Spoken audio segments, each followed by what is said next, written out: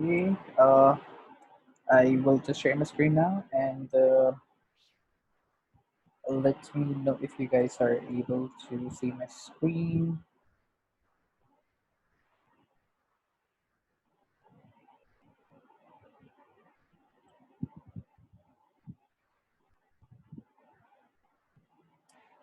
Can anyone confirm if they are able to see my screen? Yeah, we can see it. All right, let's get started. So today we will be covering exercise 1.7, 1.8, 2.1, 2.2, and 2.3. So a couple of exercises, 5 exercises. So without wasting much time, let's get started. So the first exercise is exercise 1.7. It's on page 95. It's on page 95 of your textbook. All right. So first question. So use a direct proof to show that the sum of two odd integer is even. So we have to basically prove that if we sum up two odd numbers, then we get an even number.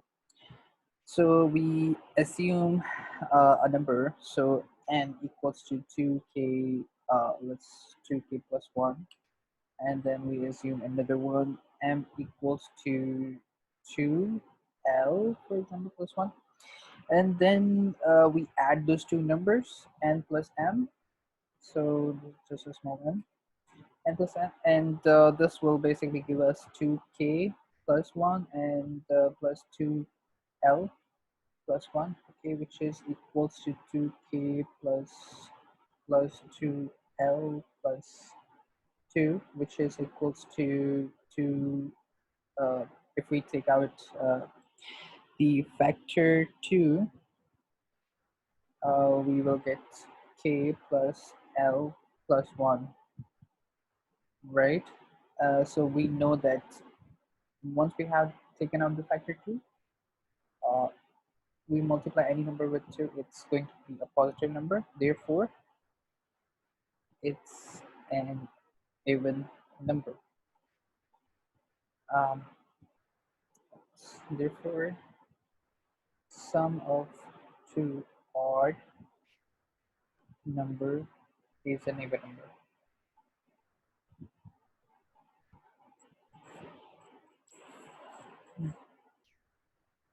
Questions?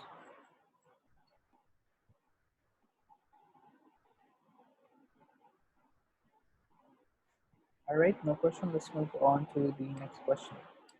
Question number 5, we have to prove that if m plus n and n plus p are even integers, where m and are integers, then m plus p is even. Okay, so we have to prove this as well. We will, like above, use the direct proof. In here, we suppose that m plus n and n plus p are even. Therefore, m plus n equals to uh, 2 2s for some integer s, and n plus p equals to 2t for some integer t. Okay. If we add these, m plus p plus 2n equals, then it becomes 2n, sorry, 2, yeah, so 2s plus 2t. And then, so m plus p plus 2n equals to 2s plus 2t. And then what we're going to do, we will we take the 2s on the other side. So it becomes m plus p plus 2n minus 2s equals to 2t.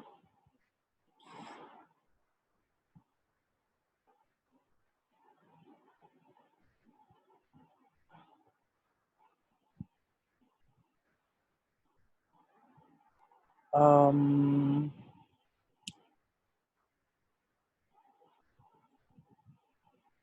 m plus p plus 2n, m plus p, we have m plus p equal to n. Okay, let's subtract 2n instead, because we have to, we are basically separating out the 2's. So 2n equals 2s plus 2t, okay, and then m plus p equals to, we factor out 2, s plus n plus t. Oh, okay, this is going to be minus.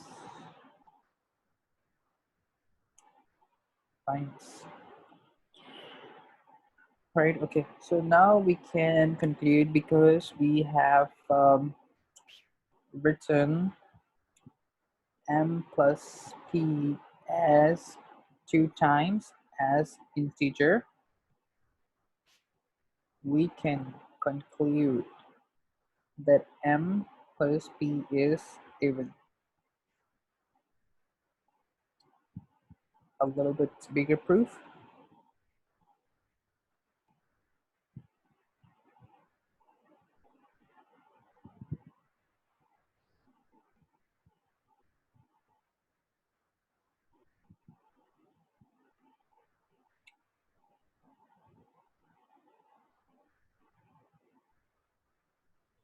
Okay, if no question, let's move on to the next question.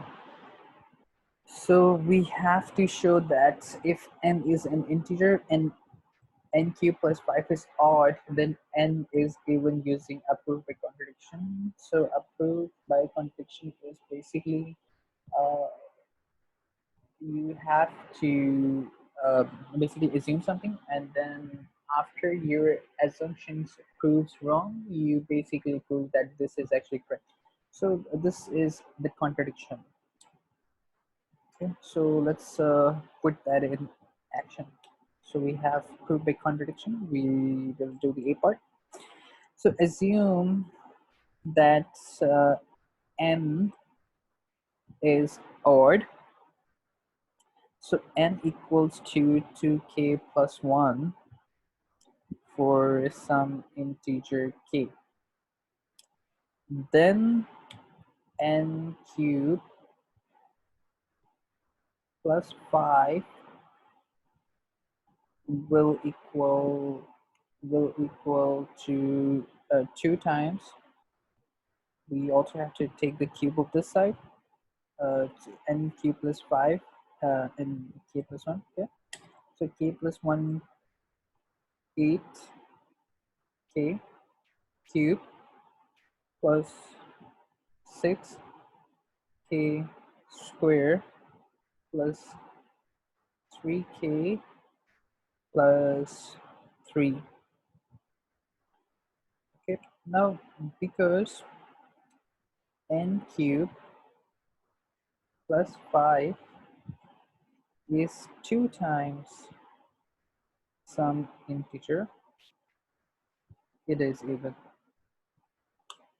Okay, so basically we assume that this n is odd, right? And then what we did is at the end we contradict the assumption. Therefore, we can say that this is proved by contradiction. Oh, sorry, contraposition. So we have this n is odd, and since n is odd, we can write it as 2k plus 1 for some integer k, because odd number is any integer plus 1. Then we take this n3 plus 5, and then what we did is we take this 2, we take k and take k plus 1, and then we write it as this. And then because n cube plus 5 is 2 times some integer, therefore it is 0.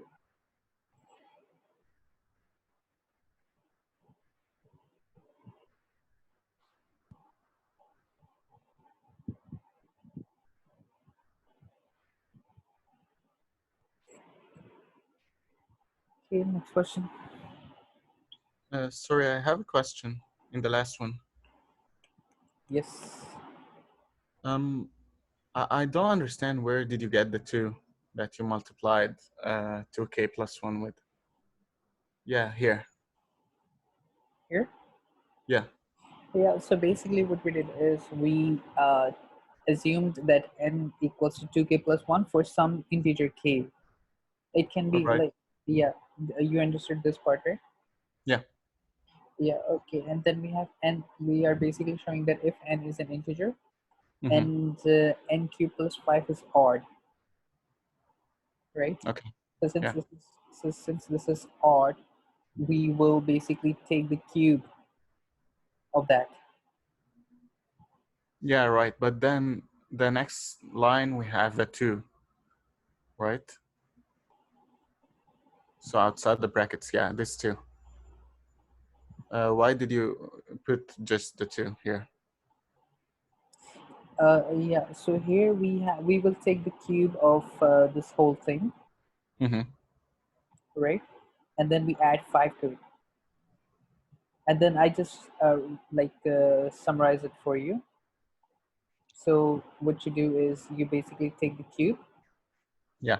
right? And then you add 5 to it. So it Yeah. will basically be equivalent to this thing. Yeah. Okay. Got it. Okay. Thank you. Okay, next question, number 23. Uh, so we have this proposition: if a and b are positive real numbers, then this thing here, and then we have to prove that p1 is true. What kind of proof did you use? So in order to prove that, here, the value of n is 1, right? We can just simply prove this using direct proof. So a plus b, uh, and then we have the n n as 1, and then less than equals to a 1 plus b1, right? So a plus b to the power 1 is just simply a plus b, less than equals to a plus b, right? And we know that a plus b equals to a plus b. Therefore, direct proof proves that p of 1 is true. Okay, pretty straightforward.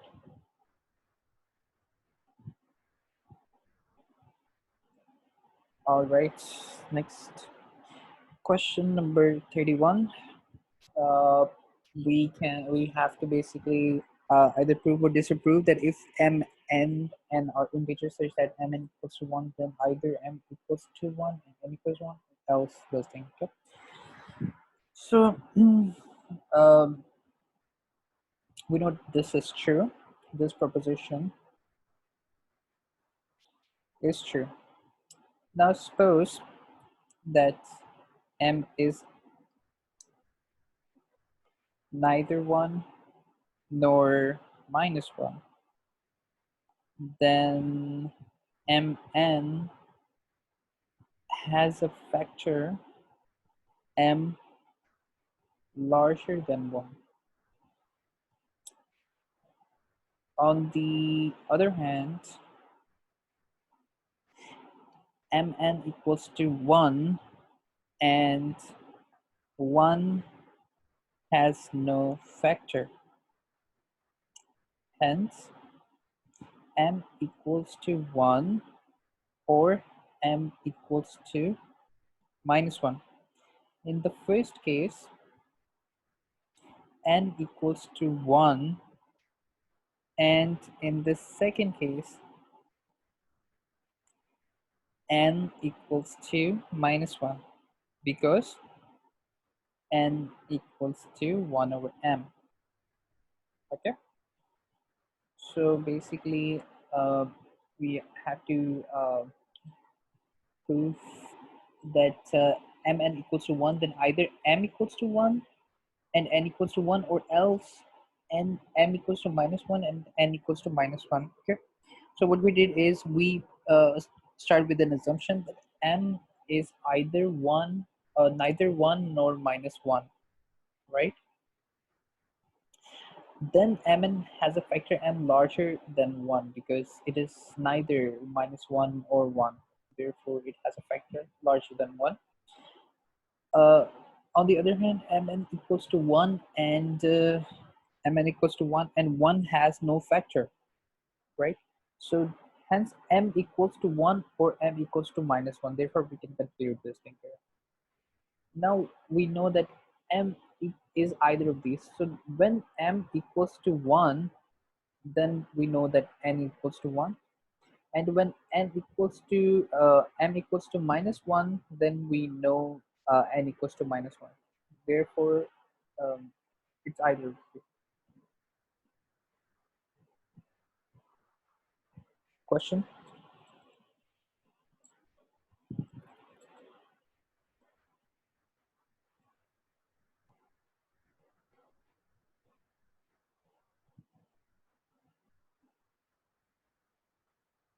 All right, if no question, let's move on. Exercise 1.8. Okay, let's take first question. I just solved for you. So we have to prove that n square plus 1 is greater than 2 to the power of n, where n is a positive integer with n anywhere from 1 to 4. So what we did is basically we take the value of n and then we plug it there. So let's assume by taking the power of, so by taking n as 1, so we take n as 1, we put 1 plus 1 is greater than equals to 2 to the power of 1, which is basically 2,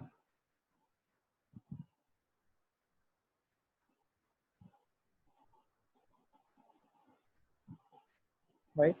And then we take n equals to 2, we have 2 to the power 2 plus 1 is greater than equals to 2 to the power 2 is equals to 5, which is greater than equals to 4, right? And we know that if we take n as 3 or 4, it's going to be more than 4, right? So therefore, we have proved that this equality or this operator holds.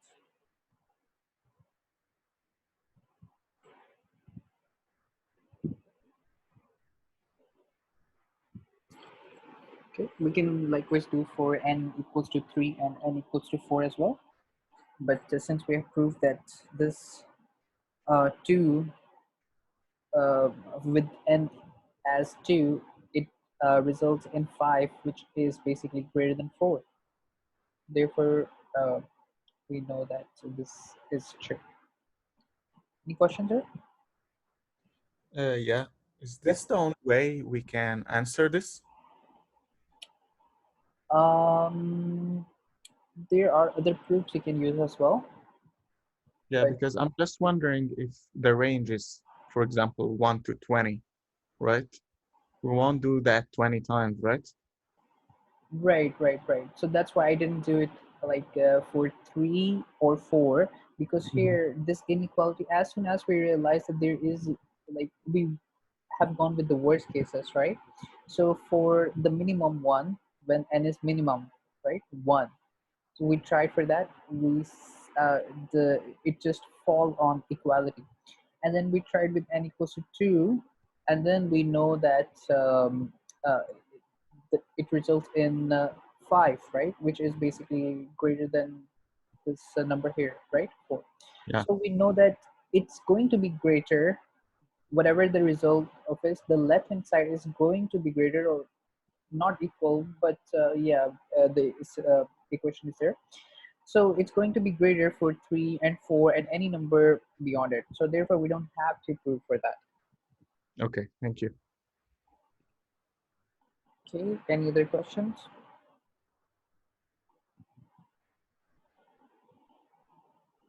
Okay, let's move on to the next question number 5. So we have to prove that if x and y are real number, then max xy plus min xy equals to x plus y. So let's do this. So if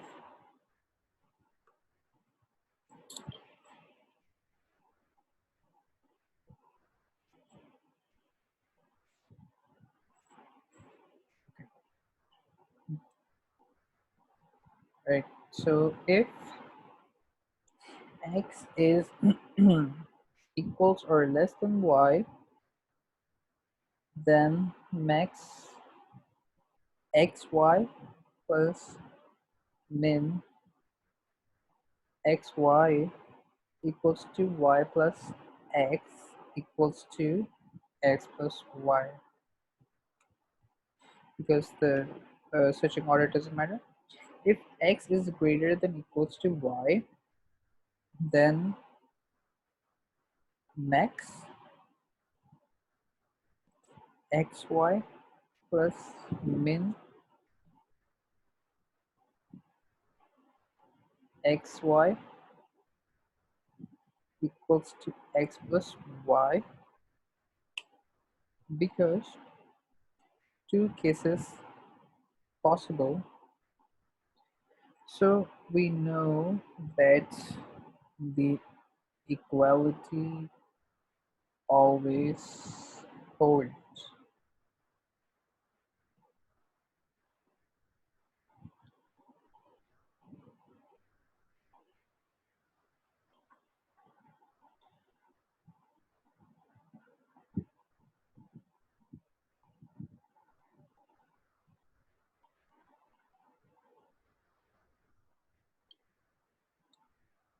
Okay, so we tried switching the orders, and then x can either be equal to y, x can either be greater than y, or x can be less than y. So we tried all the cases, and then we know that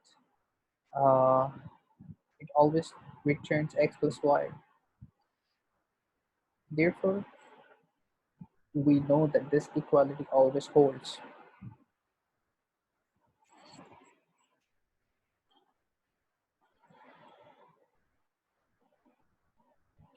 Okay, no question. Let's move on to question number 13. So we have to prove that there exists a pair of consecutive integers such that one of these integers is a perfect square and the other is a perfect cube. Okay, pretty straightforward question. With a pretty straightforward answer, we use direct proof. We take a number, a integer, 8, for example, and this integer 8 is a perfect cube of number 2. Okay, so 2 to the power 3 returns 8. We likewise do for another number, let's number 9, and then we say 9 is a perfect cube of, oh sorry, 9 is a perfect square of 2,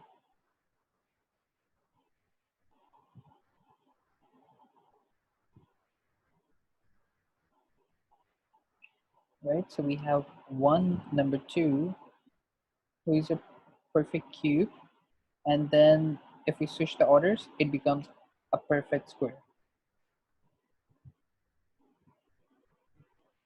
Direct proof, that's everything that we have to do for this question. We don't have to assume when we can just prove it by direct proof.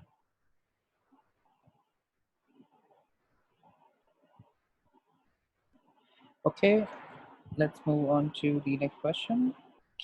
I solved for you guys already. So here we have to show that if n is an odd number, then there is a unique integer k such that n is the sum of k minus 2 and k plus 3. So we take n, show that n is an odd number. So we have to show that n is an odd number, right? So we have this n here, and then we have to prove that this is a sum of k minus 2 plus k plus 3. And we open this up, it becomes n equals to k minus 2 plus k plus 3. Now, since n is an odd, we can write less 2k plus 1, right? So we basically plug in the values over on the other side, right? So we replace n with 2k plus 1. We basically just move the equations values here and there, and then at the end we have this n minus 1 over 2 equals to k, right? So k becomes n minus 2 over k, which is this one here.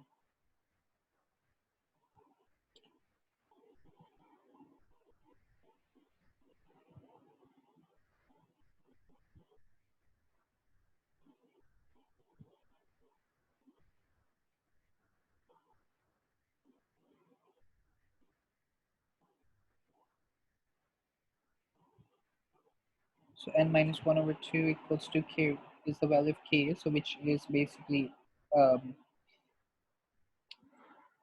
a unique number, okay, and unique integer k, such that n is the sum of k minus 2 and k plus 3.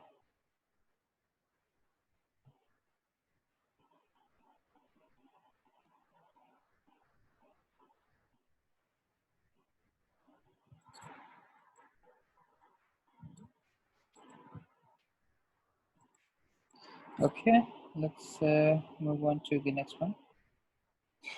We have to prove that there are no solutions in positive integers x and y to the equation x to the power 4 plus y to the power 4 is 26.5.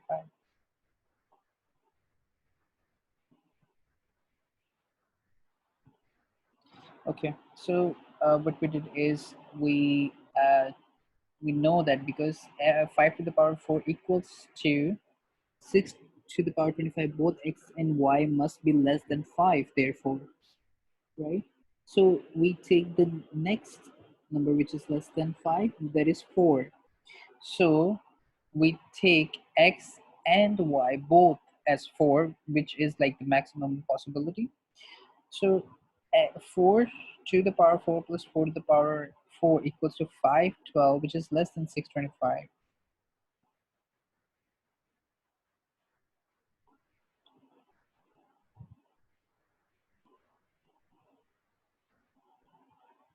Therefore, we know that this here has no solution.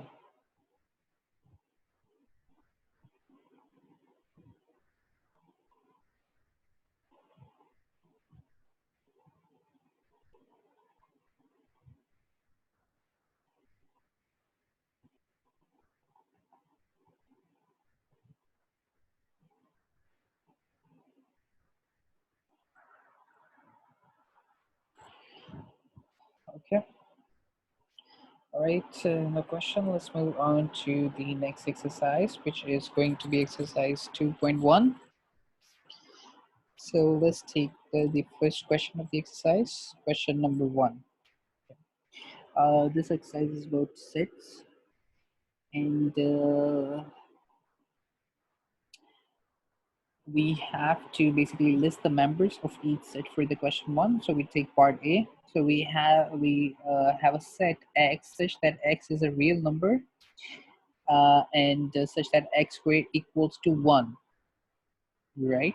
So we have to list all the members in that set. So there are only two possible members for such a set where x squared equals to 1, and we know that it's minus 1 and 1 only.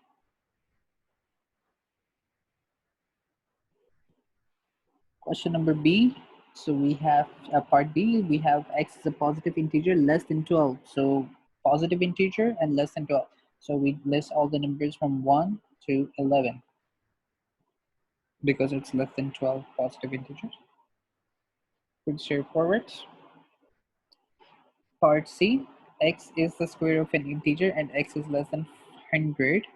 So what we do is we basically list all the squares which are less than 100. So we take 0, 1, 2, 3, 4, up until 9. Okay, because if we take the square of 10, it becomes 100, but we have to list only under 100. Okay, and lastly, we have x as an integer such that x squared equals to 2. If we try to find the member of this set, we will not find any member because we don't have any x for which the square equals to 2. Therefore, we say that it is an empty set, or we can say that such a set does not have any members. Okay, so we represent the empty sets with this sign here, symbol here.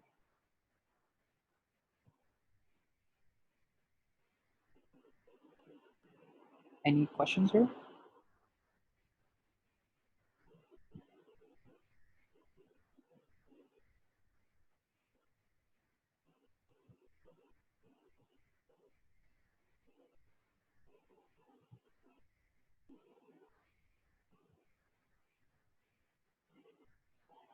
All right, let's move on to the question number 9. Okay, so we have for each of the following set, determine whether 2 is an element of that set or not. Pretty straightforward. Just yes, no question. So we take first part A. X is an integer greater than 1. So greater than 1, therefore 2 is a part of that. Yes, we say yes. Part B, x is the square of an x is the square of an integer because it's this the square set. Therefore, we won't find 2 in there. So therefore, no. Uh, Question C. We have uh, 2. We have a set, and then we have 2 as member of that set, and then we have this another set which contains 2. So we have 2 in there. So it's a yes. Part D. We have a set for which the value is 2, but not a 2 alone. And then we have a set which has a set that has the value 2. So therefore we will say that no, 2 is not a part of this set, but rather it has a set which has a 2. Okay, so therefore this is a little tricky, so you have to watch out for that. Likewise, we have in this set here, we have 2 subsets, right? 2 sets inside the set which has 2, but it does not have 2 on its own. So therefore, no to this. And likewise, we have a set which has a set that has the number 2, but not the number 2 itself. So no for this too. Okay, this last 4 parts were a little bit tricky, so you just have to be careful about those.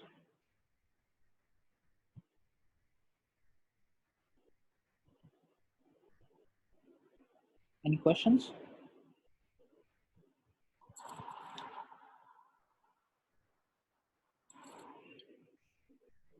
All right, you guys are perfect at sets. Let's move on to question number 15. Okay, I solved it out for you guys already. Use a Venn diagram to illustrate the set of all months of the year whose name does not contain the letter R in the set of all months of the year. So basically we have a set, the bigger set, the outside set, we have a set which is basically has all the names of the months, all the years whose names does not contain the letter R, right? And then we take a subset, a set inside that set, which whose basically name do not contain the letter R in the set. For example, we have this May, June, July, and August. So we have these names of the months, which does not contain the letter R. Okay, and we represent that within this set, and this is the bigger set of all the months. And inside that set, we have the set which does not contain the letter R.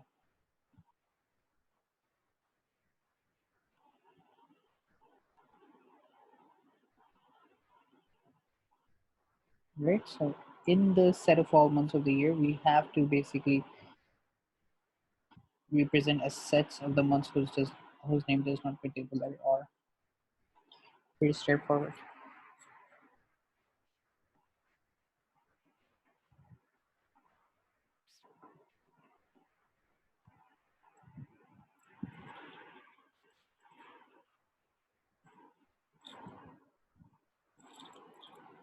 Okay, any questions? No questions? Perfect. Let's move on to the next question, which is the exercise number 2.2 and on page number 144.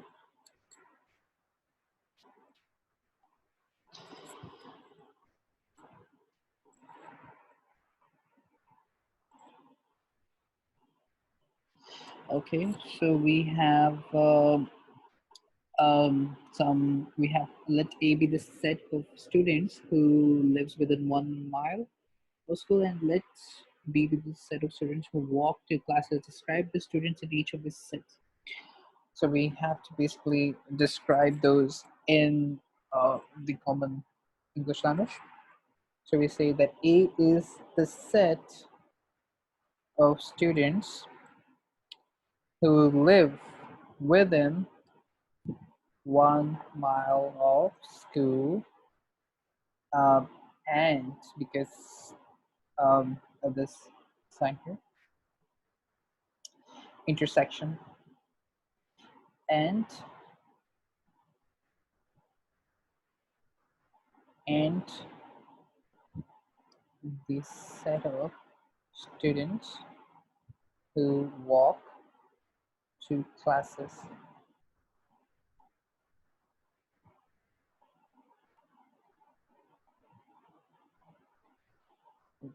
Just and or take the intersection of these sets.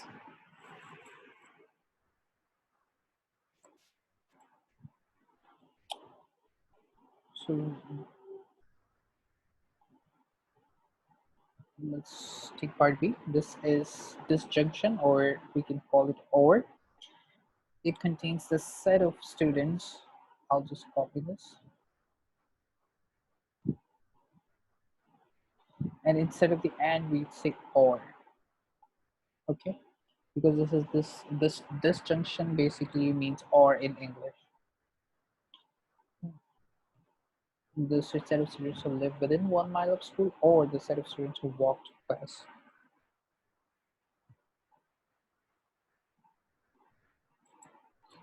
So basically, or means that there can be both the students who walk to classes and who live within 1 mile of school. Okay, let's take part C. We have the set of students who live. We hear this negative sign here. It basically represents difference. So we say the set of students who live within 1 mile of school, but um, but do not walk to classes.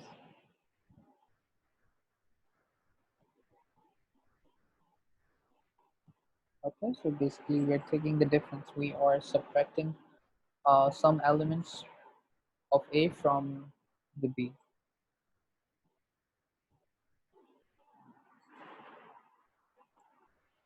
Likewise, we are just reverting the order but still taking the difference. We say the set of students who walk to classes but live more than, or we can say but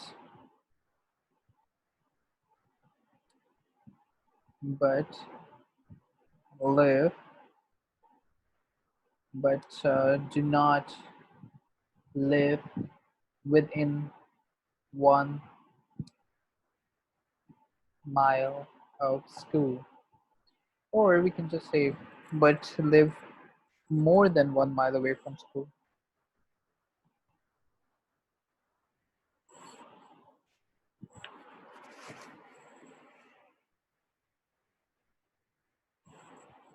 Questions?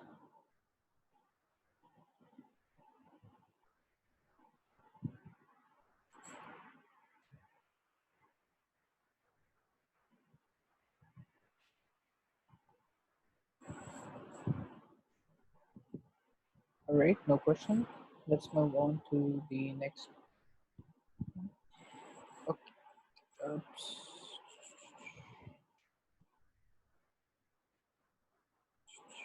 Some question is missed. Let me just take a look at the missed question.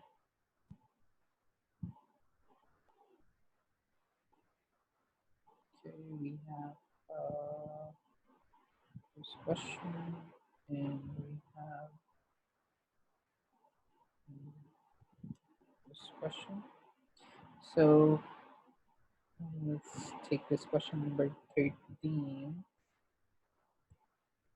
All right, so basically prove the second absorption law from table 1 by showing that if A and B are sets, then A intersection A union B equals to A. So we just have to show that this equality here. I just did that for you guys already.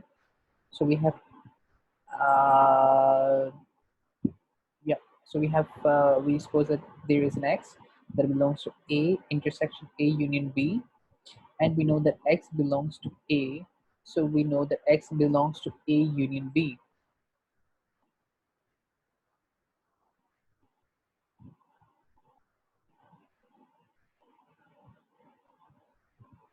So we have this set here, right?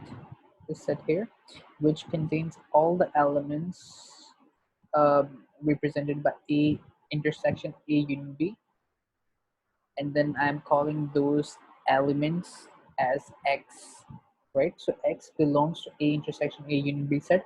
So this is a set which has all the elements that are basically defined by this set statement, right? We have therefore here an intersection with some elements that just belongs to A, set A. Therefore, we know that there is an X which belongs to A union B.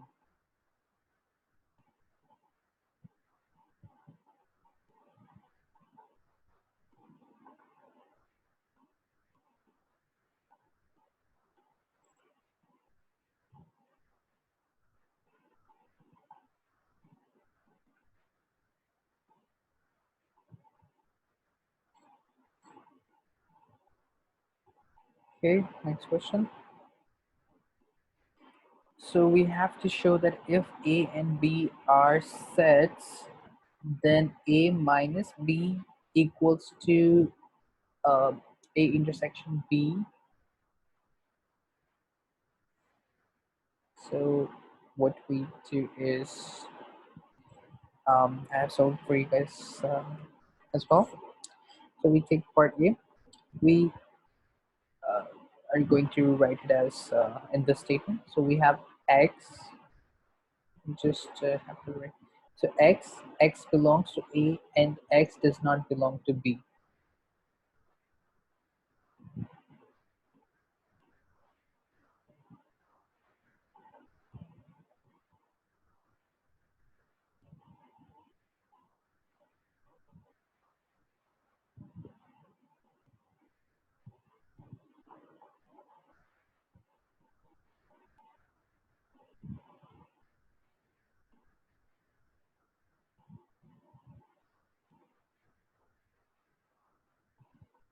And then for the part B, we have A equals A intersection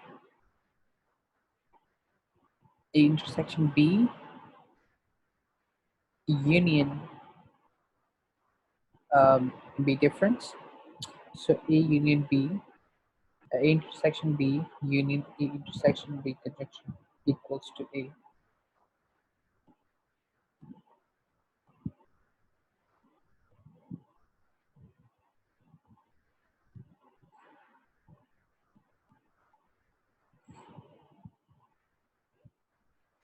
Right, let's take the next question. So in this question, what we have to do is we have to draw the Venn diagram for each of these combinations of the set A, B, and C. So a Venn diagram is basically the representation of these sets in terms of like the one that I have drawn it for you here. So we take the part number A. So here we have this A intersection B minus C. So we have these three sets, A, B, and C. I have drawn three for you here. So this circle here, that this represents A, this represents B, and this represents C. We have to basically highlight the area that is represented by each element. So here B minus C, B minus C, it basically contains the member of B which are not in C, which basically represents this purple and green, right? So this area, purple and green, is basically the area which is represented by B minus C, right? And then we have to take the intersection with A. So this whole circle here represents the intersection of A. So the area that is both in A and in this B minus C, this common area. So this here, right here, uh, represented by green, it basically represents the members of this A intersection B minus C set. Right? So this basically represents that.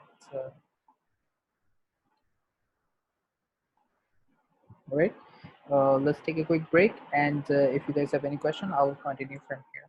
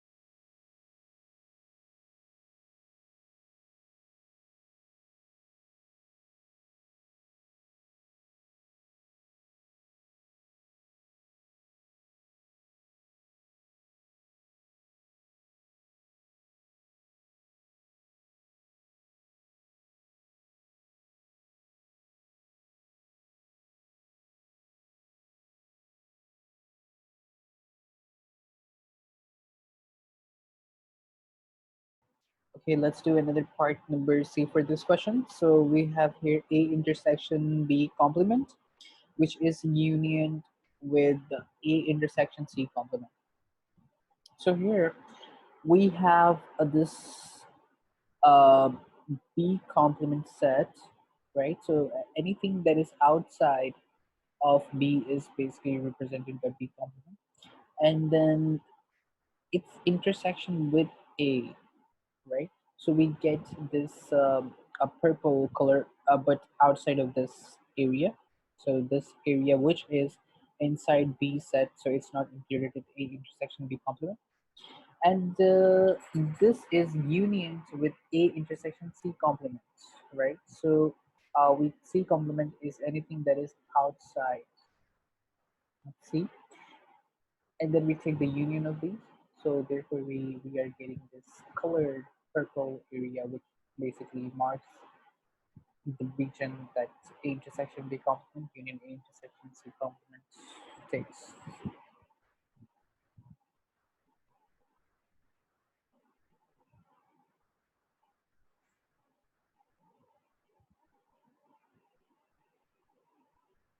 Questions?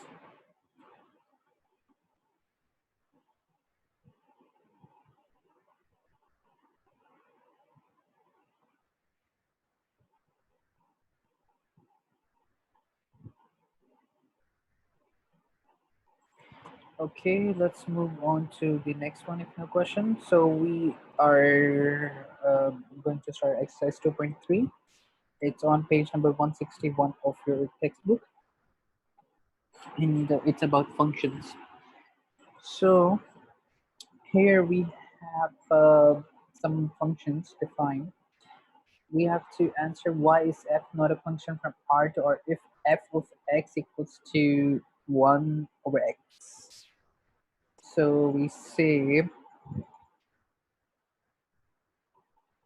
so for example, if we take x as 0, right? So we have, for example, f of 0.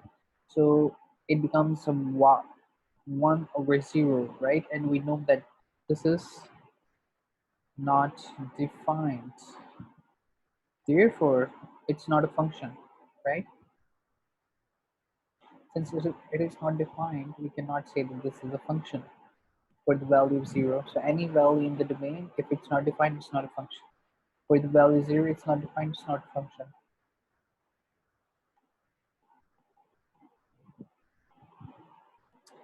Part B, fx equals to square root of x. So if we take for the values of x less than 0, the function is not defined. Therefore, it's not a function. Okay.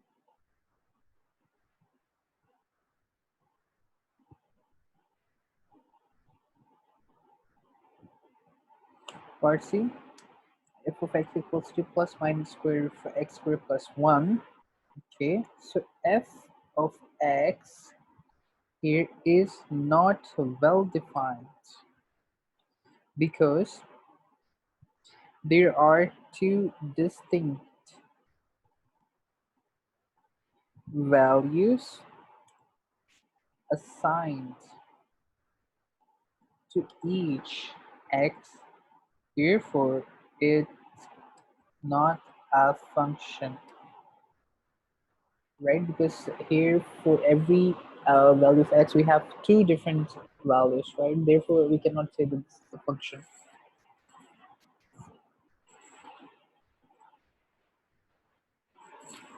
Sorry, I have a question.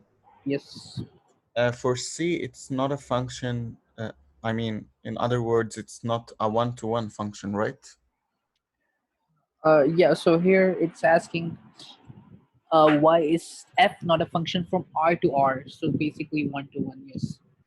Yeah, okay. All right, thank you.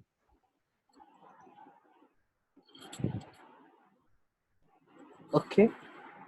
Any other questions?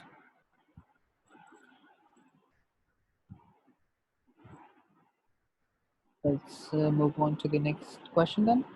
Question number, question number 5. So we have to find the domain and range of each of these. Note that in each case to find the domain, determine the set of elements assigned value by the function. All right, let's do part A.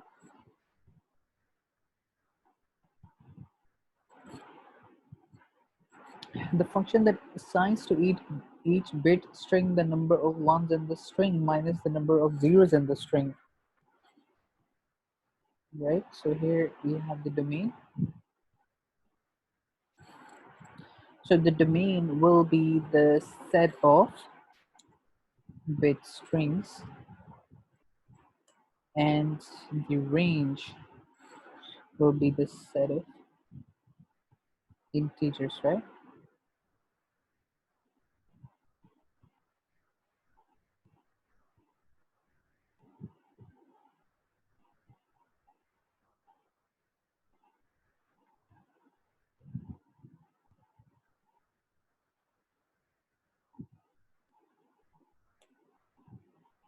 Part B, the function that assigns to each bit string twice the number of zeros in that string. So again, here we have the domain, which will be the set of bit strings, and we have the range because it is twice the number of zeros in that string. Therefore, we cannot have uh, basically. So we have the set of even non-negative integers, right?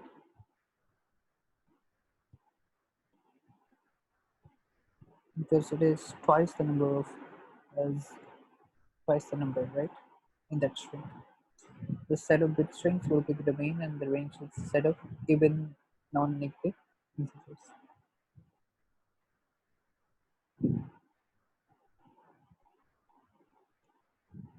Let's see.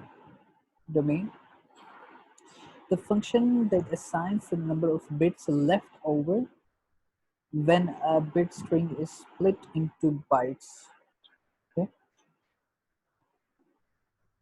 Again, the domain is the set of bit strings, and the range is going to be the sets of non-negative negative integers bits over when the number of bits left over when a bit string is split into bytes. So basically a byte is a set of 8 bits, so the range will be the set of non-negative integers not exceeding 7 or less than 7 or less than 7. Okay, so non-negative negative.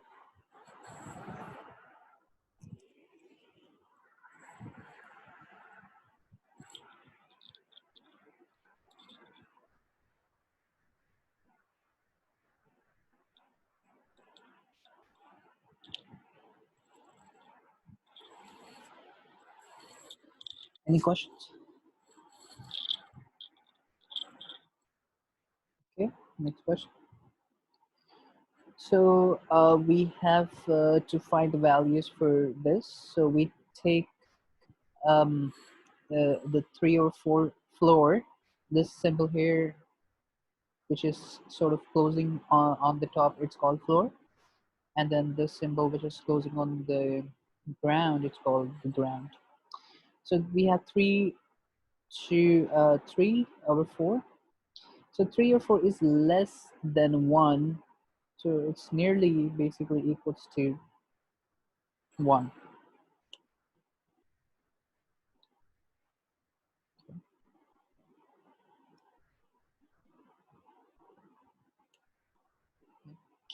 And then 3 over 4 is less than 1, right? And then we take the ceiling. Sorry, it's called ceiling, not the floor. So ceiling, and then this one here is called the floor. So ceiling, so 3 over 4 is less than 1, and we take the ceiling for less than 1 number, which becomes nearly equals to 1. So therefore it will be 1. Okay. uh, Part C. So we have minus 3 over 4. So minus 3 over 4 equals to minus 0.75. And then we take the ceiling. Ceiling is the next possible, like the positive or the bigger number. Okay, so minus 0.5 is basically the next possible greater number than minus 0.5 is 0. So therefore it comes to 0 for the value for this part C. Next we have 3, and then we are taking the ceiling for just the number 3. So the ceiling for number 3 will be itself. So because it's not in decimal, so therefore we cannot take the ceiling. It's a proper integer. We have G part. So 1 over 2 plus 3 divided by 2. So for 1 over 2, 1 over 2 can be written as 0.5. 3 over 2 is 1.5, and then we take the ceiling of 1.5, which is 2, right? We take 0.5, 0.5 plus this 2, right? So it becomes 2.5, and then we take the floor of 2.5, which turns into number 2. Okay, so the value for this will be 2.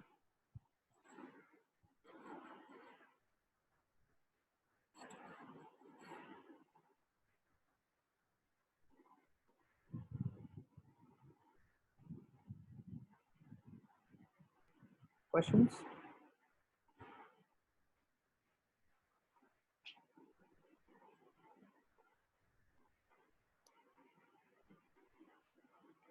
All right, so no questions. Let's move on to the next one.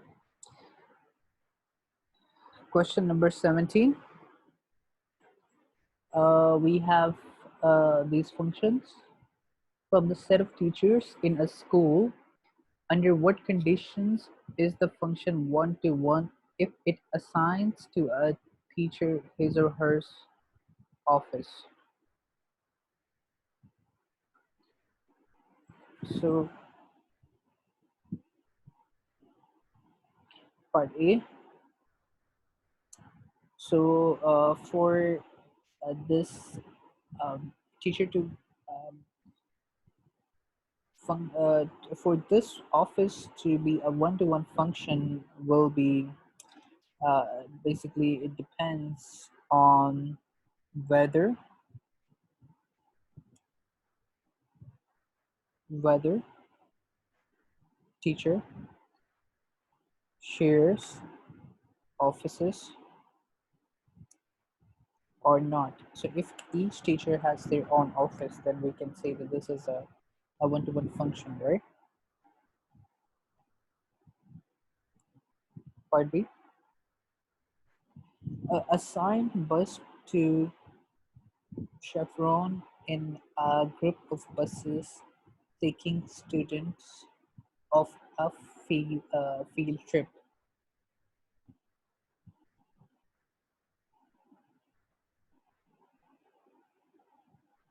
So is the function one-to-one if it assigns to a teacher his assigned bus to chaperone in a group of buses taking student on a field trip. So if we assume only one teacher per bus, then this is a one-to-one function.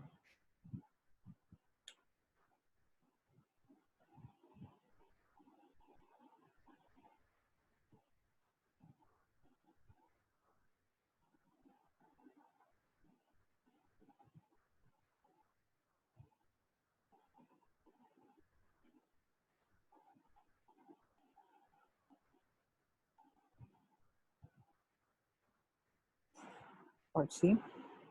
So is the function one-to-one if it assigns to a teacher his salary?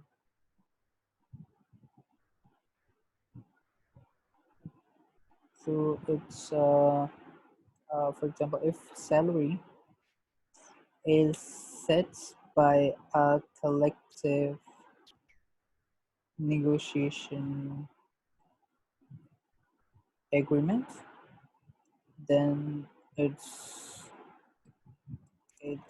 not a one-to-one function.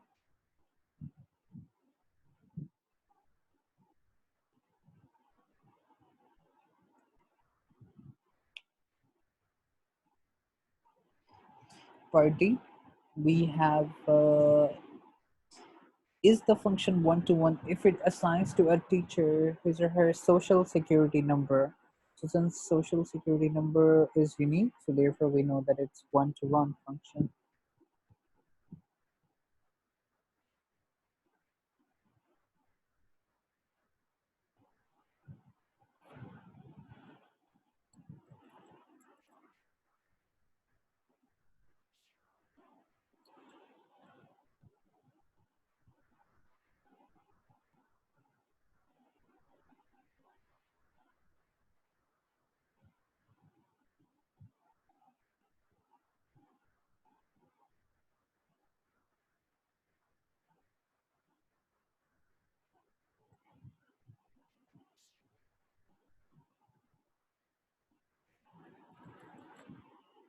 Okay, let's take another question. Question number 29. So we have to show that the function f of x equals to x from the set of real numbers to the set of non-negative real numbers is not invertible. But if the domain is restricted to the set of non-negative numbers, the resulted function is invertible.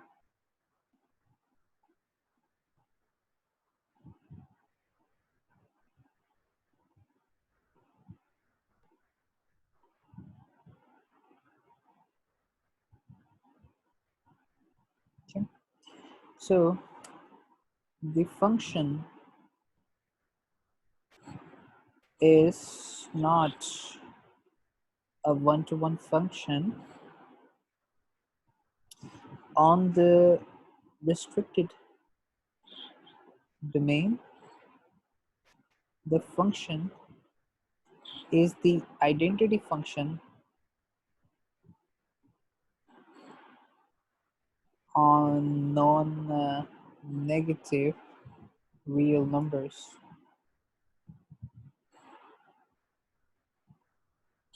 So f of x equals x. So it is,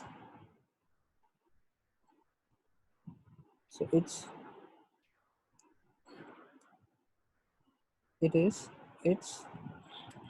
on inverse.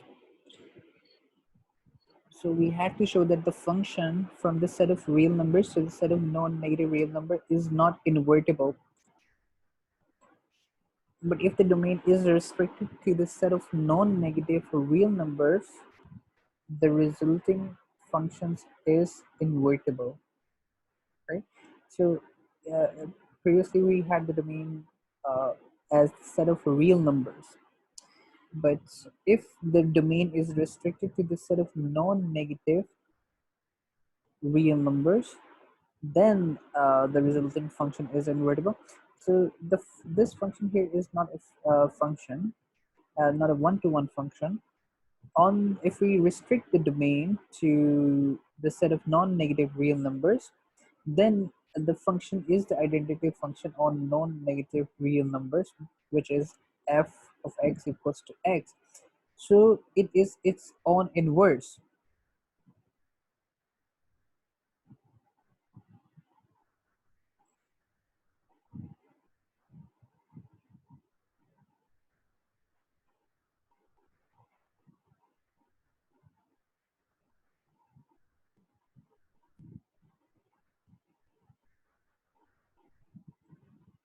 All right, any questions so far from all the exercises?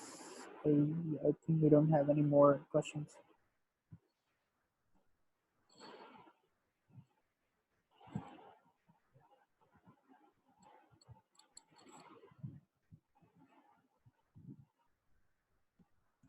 Okay, if no questions, then this is pretty much it for uh, this tutorial, and I hope to see you guys in the next tutorial. Okay, all right, take care, be safe, and bye now.